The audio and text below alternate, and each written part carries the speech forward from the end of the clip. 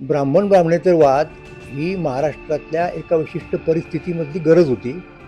तो काही कायमस्वरूपी असू नये असं खुद्द शाहू महाराजांना वाटत होतं आणि त्यांनी त्या दृष्टीने पावलं टाकण्यासाठी बाबूराव यादवांना सांगितलं होतं असं तोफखाने आपल्याला सांगतात. तोफखान्यांनी हेही निदर्शनास आणलेलं आहे की शाहू महाराज जेव्हा अड्यारला गेले छळसफीच्या केंद्रामध्ये चर्चा करण्यासाठी त्या लोकांची चर्चा केली आणि तिथे जी जस्टिस पार्टी होती त्यांच्याशी चर्चा करताना लक्षात आलं की यांनी हा वाद फार पुढे नेलेला आहे आणि तो परवडणार नाही.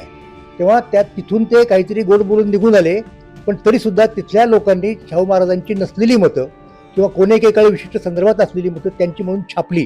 त्यावेळेला महाराज अस्वस्थ झाले.